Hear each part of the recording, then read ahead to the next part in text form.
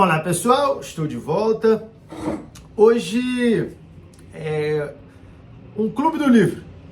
Eu li recentemente o livro Racismo Estrutural, do ministro dos Direitos Humanos, Silvio Almeida, e achei interessante fazer um vídeo.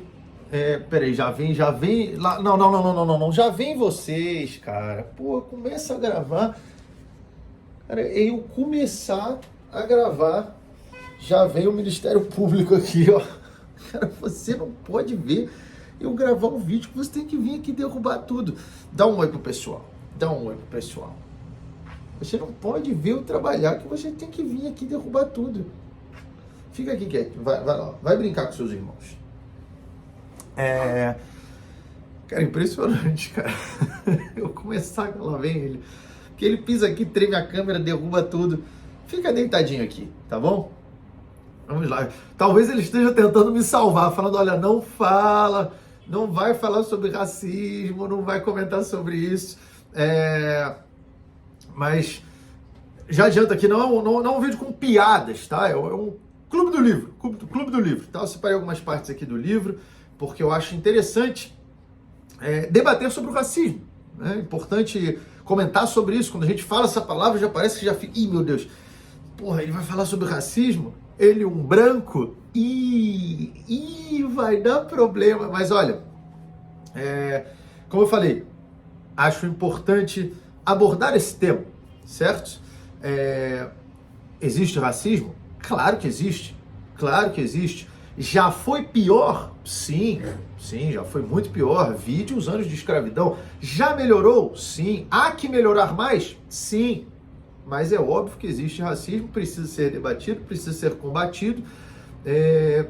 Dito isto, vamos ao livro, cuja intenção é, sem dúvida, combater o racismo, sem sombra de dúvida. Mas eu tenho alguns poréns em relação a algumas afirmações do livro, certo? Vamos lá. Primeiro que racismo era o preconceito em relação à raça, né? Mas este conceito, ele permite que o branco sofra racismo, certo? Racismo é preconceito com raça, seja com o negro, com o indígena, com o branco, mas, como eu falei, esse conceito permite que o branco sofra racismo. Então, houve uma mudança no conceito de racismo. Olha essa notícia de 2020, onde um dicionário americano alterou o significado da palavra racismo. Para que desta forma, agora, como dizem, você já deve ter escutado, não existe racismo reverso, o racismo é sempre do branco com o negro, tá? Isso foi uma mudança conceitual. Se eu não me engano, já vi inclusive o professor Paulo Cruz, tá aqui na imagem, ele tem um trabalho excelente. Se vocês não conhecem, recomendo conhecerem e acompanharem aí o trabalho do professor Paulo Cruz, certo? Então, o autor Silvio Almeida, ele faz uma diferenciação entre preconceito, racismo e discriminação. Ele faz essa diferenciação, onde o preconceito é o juízo baseado em estereótipos acerca de indivíduos que pertence a um determinado grupo e que pode ou não resultar em práticas discriminatórias. E aí ele cita, inclusive, o estereótipo dos asiáticos serem inteligentes, com a calculadora isso é prejudicial, estereótipos ligado a muçulmanos. E é curioso que os estereótipos que ele cita aqui no livro são os mesmos que foram satirizados em um episódio do South Park. Eu vou deixar o episódio aí. Estamos entrando na sala de estereótipos. Essas figuras de cera representam como pessoas intolerantes rotulam as minorias. Aqui temos um negro comendo galinha e melancia, um estereótipo que ofende os afro-americanos. Que outros estereótipos vocês veem aqui? Um árabe como terrorista. Isso mesmo, mas nem todos são terroristas, meninos. O que mais vocês veem? Um asiático com calculadora. Exato. Nem todo estereótipo é negativo, mas até os positivos, como todo asiático sabe matemática, é ruim para a sociedade. Um judeu avarento. Muito bem, menino. A ideia de que os judeus só se interessam por dinheiro é muito antiga. Essa é boa. O clássico baiano preguiçoso. Vixe! Ô meu rei, que horas são? Desculpe, eu achei que fosse uma estátua. Não, eu sou faxineiro. Tenho que limpar, mas tô com a canseira da porra. Ah, que sono. E o South Park pode fazer essas piadas, é considerado genial por diversos comediantes, mas se sou eu fazendo essa piada, aí ela é de mau gosto, aí ela é preconceituosa, não pode ser feita, é um crime, mas o South Park é genial. O South Park é genial porque aí todo mundo pode elogiar, não tem problema. Vamos lá. Então, o preconceito é o juízo baseado em estereótipos acerca de indivíduos que pertencem a um determinado grupo e que pode ou não resultar em práticas discriminatórias. A discriminação racial é a atribuição de tratamento diferenciado a membros de grupos racialmente identificados. E o racismo ele é sistêmico, ele faz parte do sistema. Não se trata de um ato discriminatório ou conjunto de atos, como, por exemplo, o regime segregacionista nos Estados Unidos e o apartheid sul-africano, que de fato foram assim regimes terríveis. O negro não podia frequentar determinados locais, assim como os judeus sofreram muito também no nazismo. Também havia uma série de...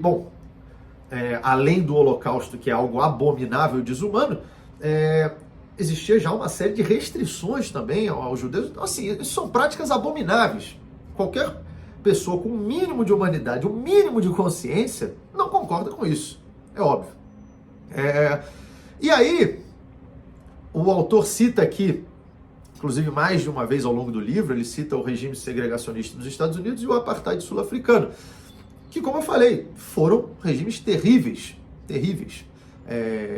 Assim, o negro tinha um local para sentar no ônibus. Assim, se você olhar isso, né, não entrava em determinados bares. Tem um filme que retrata isso, se eu não me engano é Green Book, não lembro agora, ou é o do irlandês, não lembro. Eu sei que o cara, quando vai fazer o trajeto de uma cidade para outra, tinha um livro, acho que é isso aí, o livro que indicava aonde ele seria permitida a entrada. Então, assim, é uma coisa terrível, sem sombra de dúvida, tá?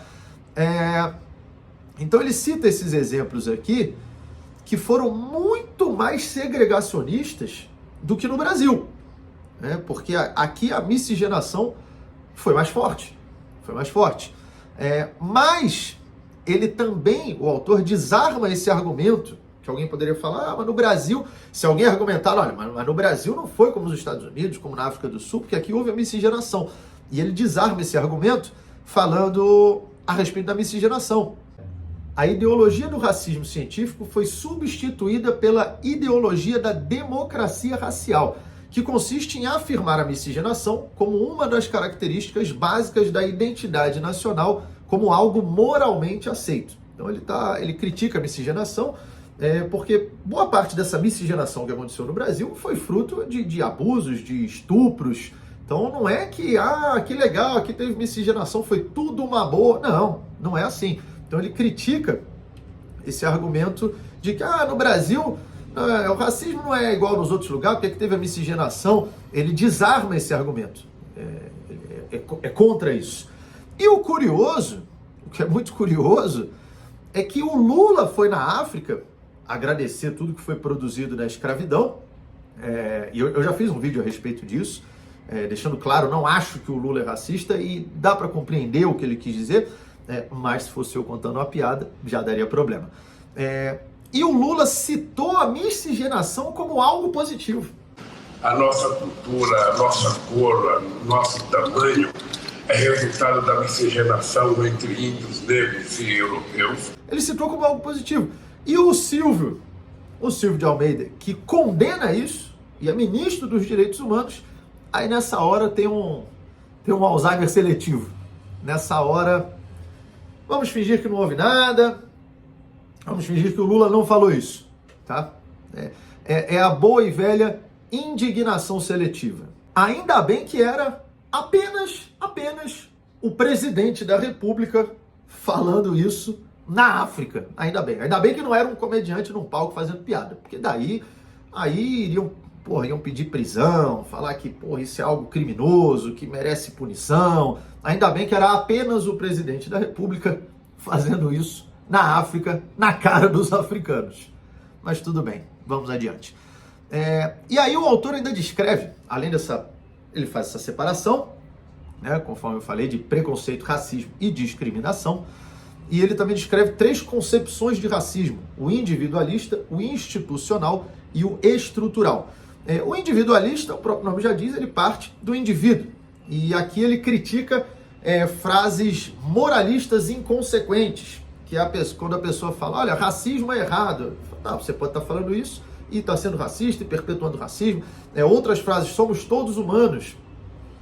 Isso aqui, se eu não me engano, essa frase é uma crítica a vidas negras importam. Aí, por exemplo, não, todas as vidas importam. E aqui eu concordo com esse argumento. Levantar uma bandeira de vidas negras importam. Eu concordo com isso. Tem uma piada de um comediante britânico que exemplifica muito bem isso. Se alguém fala, a vida das baleias importam, fala, não, a vida de todos os animais importam. Sim, mas é que o pombo, ninguém está exterminando o pombo. As baleias, se você for lá no Japão, está entrando em extinção. Então, a gente não precisa chamar atenção para a vida de todos os animais, porque o pombo está vivendo muito bem. Precisamos chamar atenção para das baleias, que está sendo extinta. Então, a vida das baleias importa. Essa piada exemplifica muito bem esse conceito. Então, outras frases aqui, racismo é errado, somos todos humanos. Como se pode ser racista em pleno século XXI? Como seria racista? Eu tenho amigos negros. Então ele desarma diversas frases que alguém poderia usar para falar, não, olha, eu não sou racista. E aí ele desarma essas frases, colocando essas frases, são frases típicas de um racista. Então, e aí vocês vão ver que tudo é racismo. Tudo. Aí ele coloca as instituições, aí esse é o racismo individualista. O institucional, essa frase aqui é o seguinte: as instituições são racistas porque a sociedade é racista. Então, todas as instituições são racistas, os indivíduos, mesmo não sendo, podem ser racistas. Se é racista, mas se não é, pode ser. Às vezes você quer combater, mas está sendo. É isso. E o racismo estrutural, né? E ele coloca aqui, o racismo não se limita à representatividade.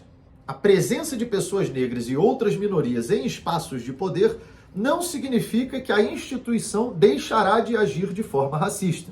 Então, é isso, a instituição vai ser racista. Pô, mas aqui a instituição tem vários negros em posição de poder na empresa, mas pode continuar sendo racista. E de fato pode, tá? Não estou criticando isso. O racismo, e aí o racismo estrutural, onde ele diz que o racismo é parte da estrutura. Então, ele não necessita de intenção para se manifestar. E conforme você vai lendo, você vê que é isso aí. O racismo, ele está nos indivíduos. O cara que é racista, o cara que não quer ser, ele pode ser, o cara que vai combater, se não for do jeito certo, ele vai estar reforçando o racismo. Todas as instituições são racistas, porque a sociedade é racista, e se a sociedade, se uma empresa lutar contra o racismo colocando um negro, ela pode estar sendo racista do mesmo jeito, e a sociedade é racista, porque é racista e vai ser racista. É isso. Até aqui, esse é o resumo, da ópera até aqui, tá? E aí você fala, porra, mas... Tá, então peraí. Então, se eu tentar me manifestar, posso estar sendo racista. Se eu tentar lutar contra, se não for de um jeito correto, posso estar sendo racista. Mesmo de um jeito correto, sem intenção, posso estar sendo racista. Pô, então quer saber? Eu vou ficar quieto. Eu vou ficar calado. E aí ele coloca, o silêncio o torna ética e politicamente responsável pela manutenção do racismo. Porra, aí... Cara, eu me mato. É isso, vou me matar. É isso que eu vou fazer. Pronto, eu vou combater o racismo. Eu sou branco, no meu caso, então vou me matar que é para combater o racismo. Olha, vamos adiante. E aí, nesse conceito onde o autor separa o racismo de preconceito, eu compreendo, né? Tem racismo, preconceito e discriminação. Nesse conceito, onde ele separa o racismo de preconceito, eu compreendo ele dizer que não há racismo reverso. Eu compreendo, porque basicamente ele define que o racismo tem que vir de cima, né? Resumidamente, o racismo não é mais o preconceito de uma raça com outra. No caso do Brasil, é o preconceito e as práticas institucionais impregnadas na sociedade que vem do branco contra o negro. Então, o racismo é sempre do branco contra o negro e não há racismo reverso. E como hoje não é mais... Antigamente, o argumento era a luta de classes, né? O proletariado contra a burguesia, mas não é mais isso. Por quê? Porque como é que o cara que está no poder vai agir contra essa estrutura opressora se ele está no assento do opressor? Não tem como. Então não dá para ser o proletariado contra a burguesia, porque a burguesia vai perder o assento dela. Então agora eles mudaram. Então agora é a minoria contra a maioria opressora. E aí o cara que está aqui em cima, basta ele postar que ele é antirracista, basta ele postar que é um homofóbico em desconstrução, que pronto, ele agora continua nesse assento lutando ao lado das minorias. E o negro que não concorda, o negro, o gay, que não concorda com esses argumentos, ele vai ser um opressor, por mais que pertença à minoria. Isso eu comentei até no outro vídeo. Então, é isso. Hoje a luta não é do proletariado contra a burguesia. Então, nesse contexto, o racismo sempre é do branco com o negro. O autor diz que o negro pode ser preconceituoso, mas nunca racista. Tá? E porque não existe o racismo reverso nesse conceito. Para mim, na minha humilde opinião, o conceito dele tem uma lógica argumentativa. Realmente tem uma lógica argumentativa. Mas eu vejo alguns problemas aqui, dois que eu acho importante elencar. Primeiro, costumam questionar tanto práticas que normalizam a discriminação, como, por exemplo, contar piadas. Essa piada vai normalizar o racismo. Porém, essa ausência de racismo reverso, ela normaliza atitudes como: no meu show não entra branco. Um negro postar: olha, eu vou fazer um show, mas é proibida a entrada de branco. Ele normaliza atitudes como essa. A pessoa vai viajar com um motorista, um negro vai viajar com um motorista branco e fala: arruma outro motorista, porque com branco eu não viajo.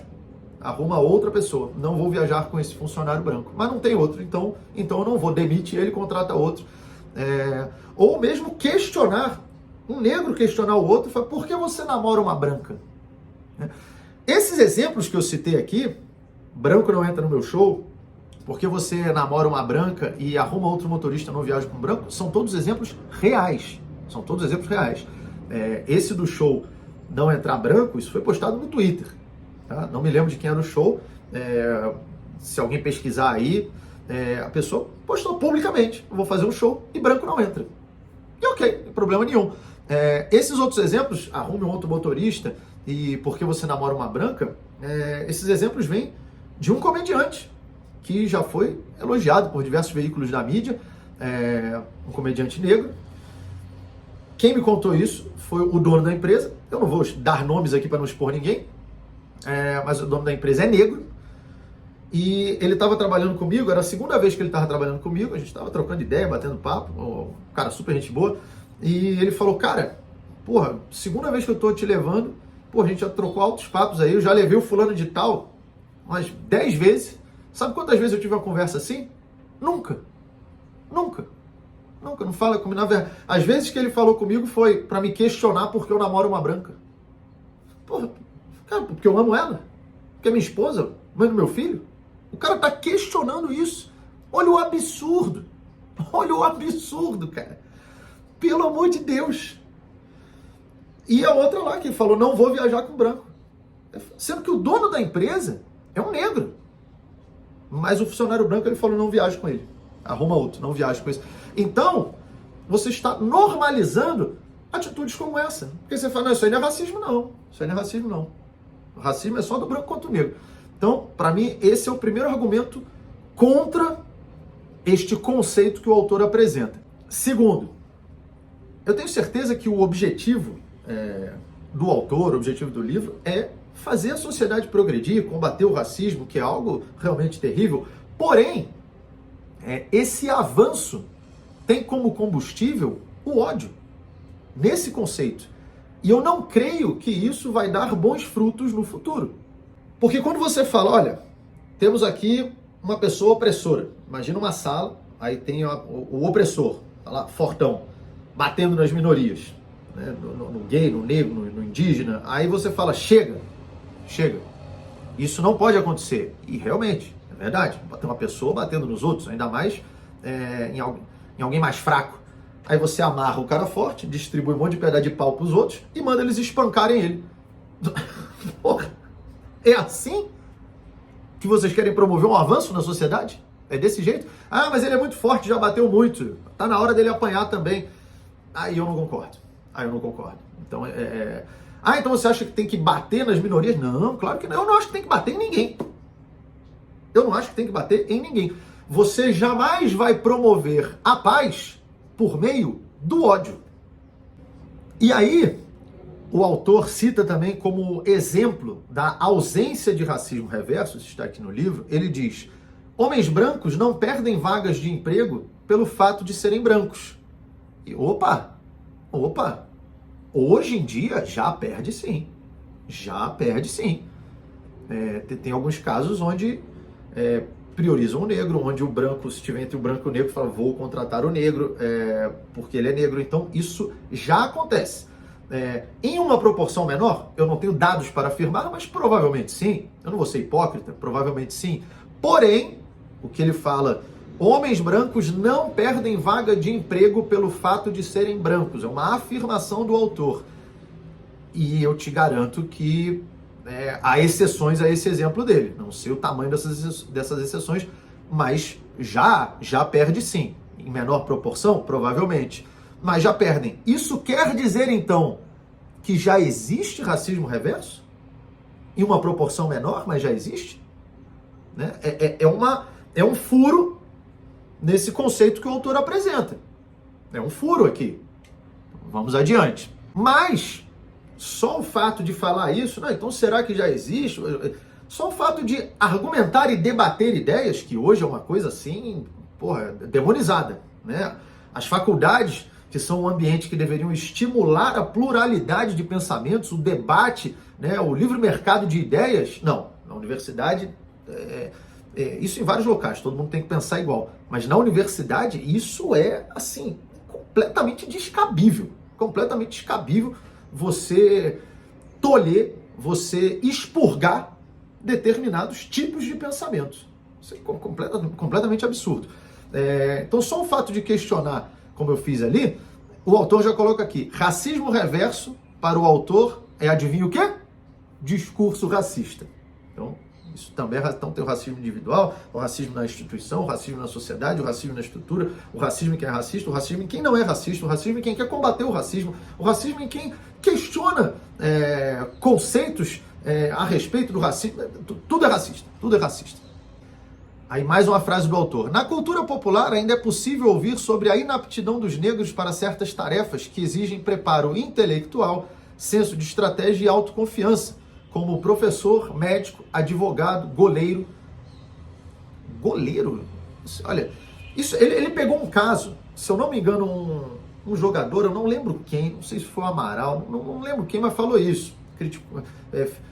Eu não lembro a situação, por isso eu não vou citar aqui, tá? Mas eu sei que ele falou alguma coisa, o goleiro era negro, não sei o quê. Não me lembro se foi o Amaral, que é um jogador negro, não me lembro quem falou isso. Então ele pegou esse caso, que aconteceu, tá? E por isso ele cita aqui o goleiro. Mas ele parte de um caso específico para uma generalização da sociedade. Eu não me lembro de ver clubes de futebol falando, não, esse goleiro é muito bom, mas é negro, não dá para entrar aqui no nosso clube.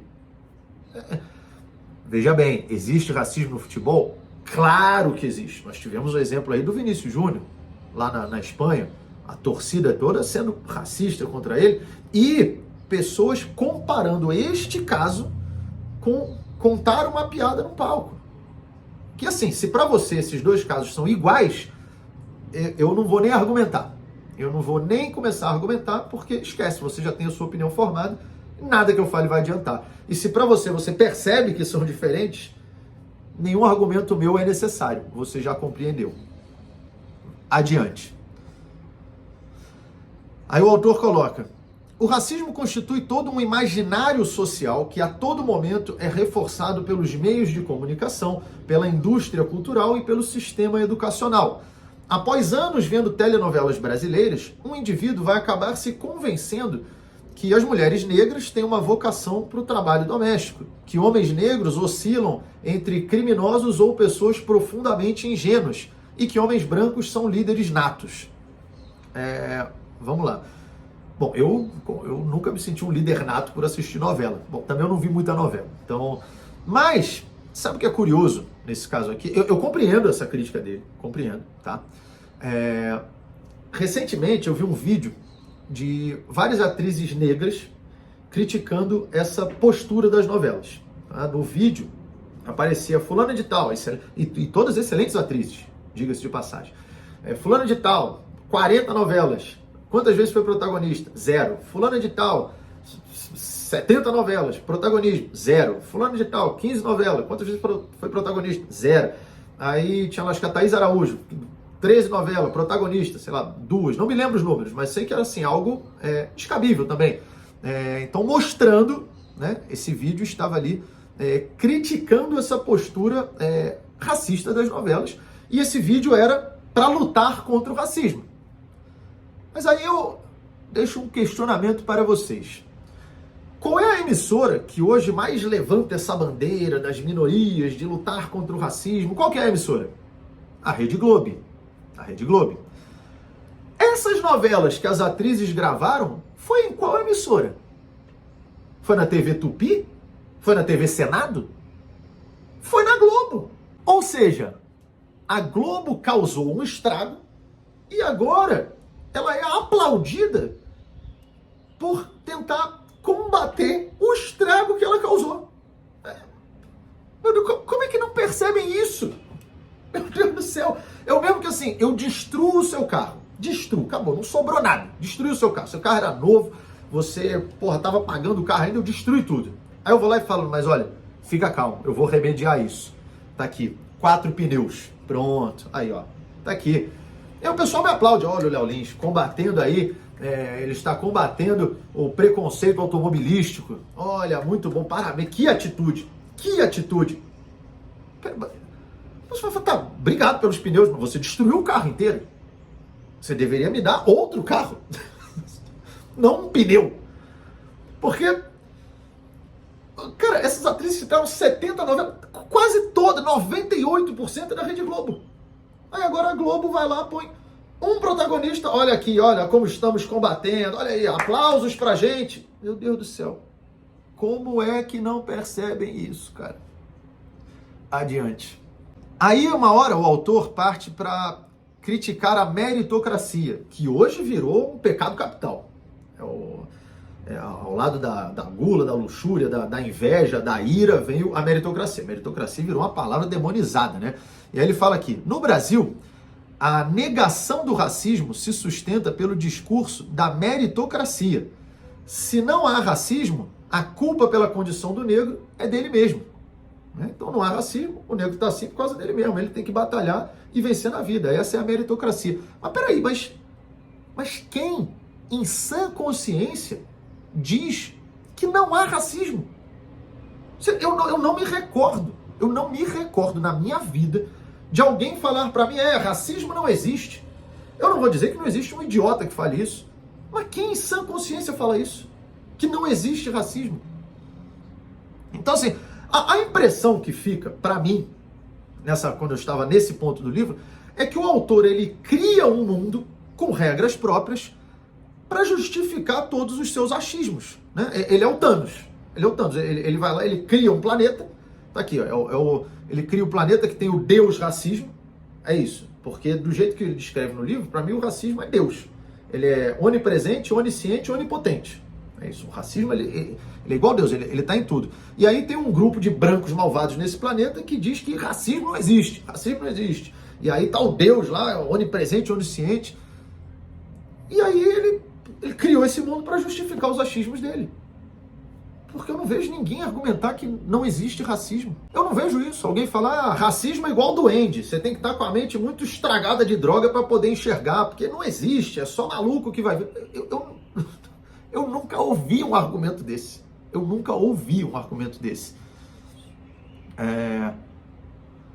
E aí o autor fala, a meritocracia é o quê? Discurso racista. Assim como as instituições, a sociedade, o racismo reverso, quem questiona o racismo, quem fica em silêncio, tudo é racismo. Uma parte do livro ele fala, a presença de pessoas negras em posição de destaque é suficiente para combater o racismo? Para alguns, a existência de representantes de minorias nessas posições é a comprovação da meritocracia. Então, se você tem um negro na posição de destaque, fala, olha aí, esse aí trabalhou e venceu, essa é a meritocracia. Então, para alguns, a existência de representantes de minoria nessas posições é a comprovação da meritocracia e do resultado que o racismo pode ser combatido pelo esforço individual e pelo mérito. Essa visão quase delirante serve para naturalizar o racismo. E, repito, eu concordo que você ter um negro numa posição de poder não quer dizer, olha aí, tá vendo? Não existe racismo, é só você lutar que você vem. Eu concordo com o autor aqui, concordo. Eu não estou falando que o livro é inteiro fantasioso, de forma alguma, tá? E repito, eu tenho certeza que a intenção é combater o racismo, tenho certeza. Uma parte aqui ele cita dois autores, o Charles Hamilton e Kwame Ture. Visibilidade não é poder negro. Né, sobre essa questão de ter um negro numa posição de poder. Visibilidade não é poder negro. O fato de uma pessoa negra estar na liderança não significa que está no poder e muito menos que a população negra esteja no poder. Que aqui me parece, a impressão pessoal minha, tá, que a intenção é substituir a opressão branca pela opressão negra. Me passa um pouco isso. Porque, por exemplo, criticam o pacto da branquitude. Já tem livro sobre isso. Isso é o pacto da branquitude e tal. Mas incentivam o pacto da negritude. Por exemplo, o negro falando para o outro, eu não vou viajar com motorista branco. Você contrate um negro. Isso que a empresa já era de um negro. Ele estava pedindo a demissão de uma pessoa, praticamente. Praticamente, se só tem ele, não vai viajar, entende? Você está praticamente pedindo demissão de uma pessoa que é um pai de família. Mas aí você está fazendo isso em nome da moral dos bons costumes. E aí se aquele cara vai ficar desempregado e não ter como colocar comida na mesa da família dele, problema dele, meu amigo. Problema de quem mandou nascer branco. Então vocês estão entendendo? Você não vai promover a paz por meio do ódio. Não há como causar. Isso não vai dar bons frutos no futuro. Não tem como. Ou seja, o que me parece temos um barco indo em direção à terra do preconceito. Né? O Brasil é isso, essa estrutura indo, que está remando na terra do preconceito. O que o autor sugere, e para mim esses conceitos sugerem, não é mudar a rota do barco. Peraí, ir para a terra do preconceito não é legal, para a terra do racismo, para a terra da discriminação, vamos mudar a rota do barco? Ele não quer mudar a rota do barco, ele só quer trocar quem está no leme. Ele quer tirar o capitão branco e botar um capitão negro. Mas vai continuar remando para a terra do preconceito. Como é que não percebem isso? Adiante. Em um trecho aqui ele fala: a falta de diversidade racial e de gênero só é bem-vinda em nichos ideológicos ultra-reacionários e de extrema direita. Caso contrário, é motivo de constrangimento, deslegitimação e pode até gerar prejuízos econômicos, financeiros e boicotes aos produtos. A falta de diversidade racial e de gênero só é bem vista em ultra... Aliás, depois eu comento um pouco a respeito de uma questão aqui. Mas vamos dar como exemplo uma empresa que, porventura, não tem uma diversidade. Por exemplo, uma empresa familiar. Certo? Uma empresa familiar que tá lá, eles têm uma plantação de cacau, de café, é uma empresa familiar. A família começou, e tá tudo na família, é uma família de branco nesse caso, e acabou, eles já são nazistas, fascistas, racistas, porque não tem diversidade, mas é uma empresa familiar, tá só na família. Ele já está, esse conceito já os classifica como fascistas, ultra-reacionários, extrema-direita. E muitas vezes eles podem ter até um pensamento progressista. Adiante. Olha esse trecho. Vejam esse trecho. Dizer que a guerra está próxima e que o inimigo pode atacar a qualquer momento é a senha para que sejam tomadas as medidas preventivas, para que sejam tomadas medidas excepcionais, toques de recolher, prisões para averiguação, mandados de busca, destruição de imóveis, etc. Basicamente, este é o argumento criado pelo racismo estrutural e o racismo recreativo, que serve de motivação para o meu caso. Basicamente, é este o argumento que serve de motivação para criminalizar um comediante. Vamos olhar o que ele cita. Olha só. Dizer que a guerra está próxima, o inimigo pode atacar a qualquer momento. No meu processo está lá. Precisamos agir logo para que ele não continue infligindo esses atos criminosos. Que é subir no palco contar piada. E aí tá aqui, ó. Essa é a senha para que sejam tomadas medidas preventivas, que foi o que fizeram comigo. Já entraram pedindo medidas preventivas que foram acatadas. Para que sejam tomadas medidas excepcionais. Toques de recolher. Fazendo um paralelo, eu estou proibido de sair de São Paulo por mais de 10 dias, sem autorização judicial. Prisões para averiguação. Eu tenho processos criminais acontecendo contra mim. Mandados de busca e destruição de imóvel. Bom, falta só isso. Falta só entrarem aqui na minha casa para ver se eu não estou contando piada escondido. Falta só isso. Ou seja, é o mesmo argumento. Repito, você não está mudando a rota do barco. Você está só trocando quem está no leme. Adiante. Aí sobre racismo e direito. Ele uma hora diz aqui, ó, o autor fala: a chegada ao poder de grupos de extrema-direita na Europa e Estados Unidos, aqui ele está falando do Trump, se eu não me engano, do presidente também não lembro se era da Hungria agora, posso ter confundido, que eram de direita, e agora tem na Itália também, que já estão chamando ela de fascista, que ela deu uma resposta excelente ao presidente da França. O presidente da França foi criticar a Itália, chamando-a de fascista, e ela deu uma resposta excelente. Eu vou deixar aqui. Emmanuel Macron ci ha definiti vomitevoli, cinici, irresponsabili. E qui la stampa italiana a dire, hai visto che ha detto Macron, che siamo irresponsabili. Vergogna.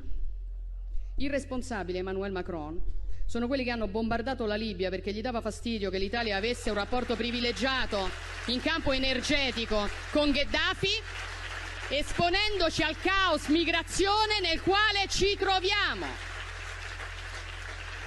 Cinici Emmanuel Macron sono i francesi che mandano la gendarmerie a rispedire indietro qualunque immigrato tenti di passare il confine a Ventimiglia.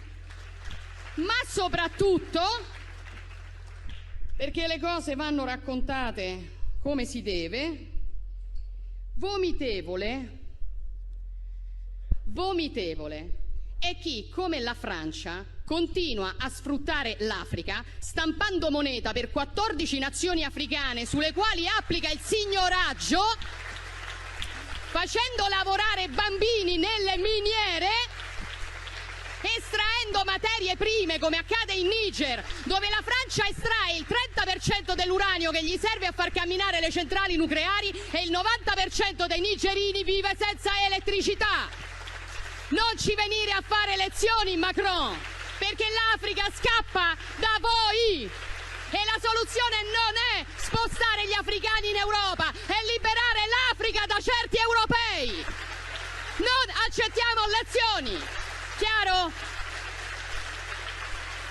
Então, quando o autor fala que a chegada de grupos de extrema-direita na Europa, nos Estados Unidos, e das empresas também, é isso que eu ia comentar ali atrás, a empresa que não tem diversidade só é bem vista em grupos ultra-reacionários. Para mim, parece que para o autor existe o certo e a extrema-direita.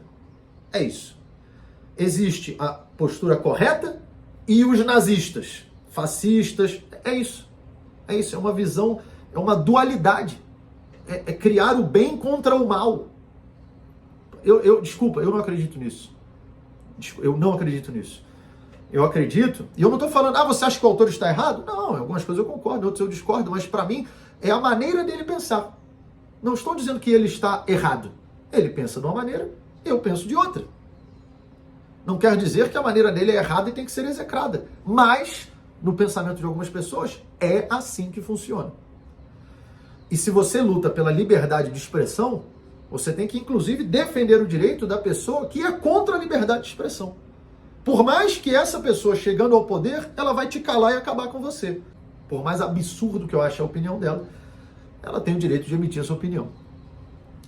Adiante. Aí aqui, isso é muito curioso também. Ele exalta a diversidade. A ideia de diversidade tem sido bastante destacada nos últimos anos na justificação das ações afirmativas. Ações afirmativas, por exemplo, a cota para negros, né? Um exemplo de ações afirmativas. Para a Suprema Corte Americana, a diversidade se traduzia em uma vantagem para toda a sociedade, pois o convívio de diferentes visões de mundo tenderia a fortalecer a democracia. E eu concordo com o autor. Mas eu vejo mais diversidade num grupo com 5 negros, onde cada um tem um tipo de pensamento, do que num grupo que tem um negro, um gay, um indígena, um branco, uma mulher, um asiático, e todos pensando igual.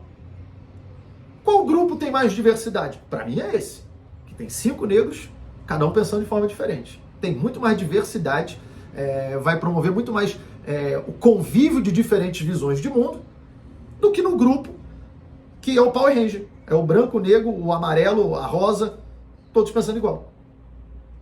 Como é que não percebem isso? Aqui tem uma parte que, de certa forma, é um pouco contraditória, inclusive, para mim. Um trecho do livro ele cita: o racista deixa de contratar alguém mais ou igualmente produtivo por ter uma preferência irracional por pessoas que se pareçam física ou culturalmente consigo. Então o racista não vai contratar o negro, por mais que ele seja um excelente funcionário, é um cara mais apto, ele vai falar, não, vou contratar o branco, ele é pior, mas eu vou contratar o branco. E aí, algumas páginas adiante, ele cita: outro fator importante do racismo é servir de dissuasão dos brancos, que pensarão 2 vezes antes de pedir aumento salarial em uma situação que poderiam ser substituídos por negros ou imigrantes, geralmente mais baratos. Mas peraí, você acabou de falar que o negro mais apto vai perder a vaga, por causa do racismo, para um branco mais inapto. Aí você está falando que esse branco não vai pedir aumento porque ele perde a vaga para o negro. Então, não faz o menor sentido. São conflitantes. Há um conflito aqui. Olha, resumindo, para o autor, é isso, o racismo é um Deus onipresente, onisciente, onipotente, que está em tudo, está aonde é claro que ele está onde não é claro que ele está onde dizem estar combatendo, está na pessoa, está na instituição, está em tudo. E se você tentar lutar contra, você pode estar sendo racista, se você ficar em silêncio, você é racista, se você... É isso. Eu acho que se você principalmente se você é branco, esse livro devia vir com corda e um banquinho, que acho que é a solução quase que subjetiva, que fica ali, olha, então tá bom, já, o livro vem de brinde, uma corda e um banquinho, que é para amarrar, pular, olha, estou lutando contra o racismo agora. Pô. Olha, e para mim, eu creio que estes conceitos apresentados têm muito a ver com algo chamado viés de confirmação. Viés de confirmação é quando o indivíduo procura e usa as informações para confirmar as suas ideias ou crenças. Por exemplo, se você é um espírita fervoroso, acredita na reencarnação, para você tudo que acontece nessa vida é fruto de vida passada. Aí tem um sujeito na cadeira de roda. Você fala, isso é porque na vida passada ele foi uma péssima pessoa, ele deve ter chutado muitas pessoas na rua, então agora veio com castigo e veio sem as pernas funcionais, porque na vida passada ele fez muito mal usando as pernas. Você fala, olha, desculpa, eu acho que nesse caso ele ficou na cadeira de roda porque ele pulou do 4º andar para fazer um desafio no YouTube. E aí quebrou as 2 pernas. Acho que pode ter... mas isso aí tem a ver com a vida passada. E aí para algumas pessoas para essa pessoa vai ter, porque essa é a visão que ela tem. Então ela vai interpretar o fato de forma a confirmar essa sua crença. Resumidamente, se para você o racismo está em tudo, você vai ver racismo em tudo. É isso. Se você acredita em Deus, você vai achar que uma promoção que veio para você no seu emprego, uma pessoa que apareceu na sua vida, isso é Deus colocando ela na sua vida. Se você é ateu, você vai falar, não, calhou da gente se conhecer. E o cristão vai falar, não, foi Deus que colocou no seu caminho. É um viés de confirmação. Então, esse livro do autor quase que são quase que conceitos religiosos do qual você tem que ter essa crença inabalável, uma fé cega, porque se alguém fala, não, mas ali não houve racismo, porque o racismo pode acontecer mesmo sem você ver, mesmo sem intenção. Ou seja, é um milagre, é isso, é um milagre de Deus. É isso, a pessoa que é cristão acredita, segue os conceitos de Jesus Cristo, e o cara que segue todos os conceitos do racismo estrutural, para ele o racismo vai estar em tudo. E, como repito, existe, precisa ser combatido, sem sombra de dúvida, mas não creio que vamos promover a paz por meio do ódio. Acho melhor mudar o rumo do barco do que trocar uma opressão por outra. Minha opinião. E um último adendo, essa cultura woke, progressista, que abraça o conceito do racismo estrutural, para mim realmente adquire um caráter religioso. Porque para aliviar uma culpa burguesa. Inclusive, boa parte dos progressistas, muitos são ateus, né? Realmente estou entrando numa seara religiosa aqui. Quando a pessoa vai na igreja e fala, padre, eu pequei, eu roubei dinheiro da minha empresa, mas eu estou... Filho, você está arrependido? Estou arrependido, não quero fazer isso de novo. Então, ótimo, você já reconheceu o seu erro, você mostrou arrependimento, reze 10 Pai Nossos, que Deus vai lhe perdoar e não faça isso de novo. A pessoa vai lá, reza e se sente melhor. Ela sente um alívio da culpa. É o mesmo que o progressismo faz. Eu vou dar um exemplo do Tico Santa Cruz, que ele falou no podcast, eu fui racista. Eu estava jogando bola uma vez num clube, tinha um amigo negro, a bola sumiu, eu acusei ele de ter roubado a bola. Cara, isso pra mim é um absurdo. Ainda mais que ele conhecia a pessoa. Então, ele ter feito isso, realmente ele deve ter se sentido mal. Depois ele deve... Porque aí viram que não foi a pessoa. A bola apareceu, então ele deve ter se sentido muito mal mesmo. E aí o que ele faz? O progressismo é a religião que alivia essa culpa dele. Porque fala, olha, você reconheceu o seu erro? Reconheci, eu fui racista. Você está arrependido? Estou arrependido. Então, em vez de rezar 10 Pai Nossos, você poste que você é um racista em desconstrução e que você tem uma postura antirracista, que vai estar tudo bem. E aí ele faz isso, posta, sou racista em desconstrução. Pronto, a culpa dele aliviou. É isso. É um efeito de uma religião para aliviar a culpa, nesse caso, de pessoas racistas e preconceituosas. Como é que não percebem isso? E por último, um adendo na área do humor, que é a minha área de atuação e a que eu tenho mais propriedade para falar. E acho importante falar isso porque tem muito público novo me acompanhando. Eu vejo tem uma galera aí de colégio, muita gente me acompanhando. Eu vejo o pessoal postando aí desenho com as minhas tatuagens. Então acho legal falar isso. Eu não acho legal piadas que associam o negro a roubo. Sabe? Você associar um ato reprovável, que é furto, roubo, algum crime, apenas pela cor da pele de uma pessoa. Não acho legal. Isso já foi feito até na televisão. Por quê?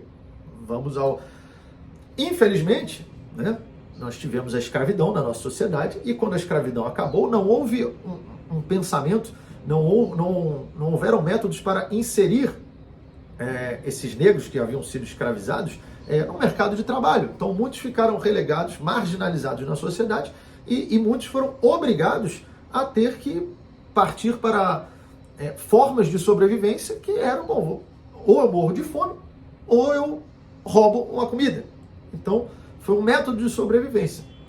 E aí, de fato, muitos negros foram obrigados a ter que se sujeitar ou a subempregos ou a práticas criminosas para poder sobreviver após ter acabado algo desumano que foi a escravidão. Então você tinha esse fato na sociedade, aí você tinha a divulgação do fato, e aí você tinha piadas fazendo isso. Quando você... Hoje, a situação é diferente. É possível... A gente vê diversas empresas onde tem pessoas negras numa posição de poder, tem em propagandas, tem na televisão, e precisa realmente combater o racismo. Por isso que eu sempre falo, eu não acho que tinha que voltar aos anos 80. Pergunta para um travesti se ele acha que tinha que voltar nos anos 80. Eu já falei isso em outros vídeos. Tudo muito mimimi. Eu não acredito nisso. Eu não acredito. Eu acho que várias pautas evoluíram e precisam evoluir, mas não creio que vamos promover a paz por meio do ódio. Então, o objetivo principal é você mudar o fato que isso já aconteceu. Já aconteceu. Então, quando você vai fazer piada associando negro a roubo, você está querendo perpetuar um fato que já mudou. Já mudou. Então, não acho legal. Não acho legal. Porém, eu não acredito que a piada vai mudar a sociedade. A piada, tá? Eu sempre falo que a piada é pelo menos o terceiro bloco numa torre de eventos. Você primeiro precisa do fato, depois a divulgação do fato, e aí por último a piada. Se você tirar a divulgação do fato, a piada acaba. Se você tirar o fato, acaba a divulgação e a piada. Agora, se você tirar apenas a piada, não muda nem o fato nem a divulgação. Não muda nada. Muda uma coisa. Muda que você vai se sentir valoroso. Porque você olha só, estou combatendo essas piadas aí com minorias, não vai poder isso não. Aí você, é um cavaleiro, um paladino da moral dos bons costumes, sendo que você não está fazendo nada para mudar o fato. Você está atacando a piada. Que é uma luta muito mais fácil. Você está batendo num palhaço, que não vai revidar, não vai fazer nada.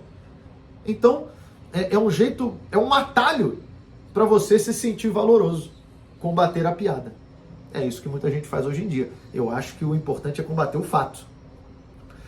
Eu não creio que você fazer piadas que o Japão é uma sociedade violenta, que tem muito estupro, que tem muito sequestro, que tem arrastão.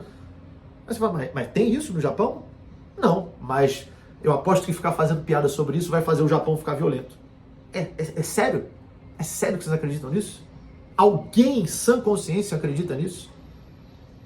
Fazer piadas que o Japão é violento vai tornar o Japão um país violento? Ou seja, a piada não lidera a sociedade, ela a segue. Por isso que não há muito sentido combater a piada. Precisamos mudar os fatos. Piadas sobre pedofilia. Que tal acabar com a pedofilia? Que tal investir todo o esforço que é investido para combater a piada sobre pedofilia? Que tal investir esse esforço para acabar com a pedofilia? Para prender os pedófilos? Uma piada sobre estupro. Não vai ter piada sobre estupro. Que tal não ter estupro? Porque a hora que acabar o estupro, a hora que acabar o fato, não vai ter notícia, não vai ter a mídia falando fulano foi estuprado e não vai ter piada de estupro. É simples assim.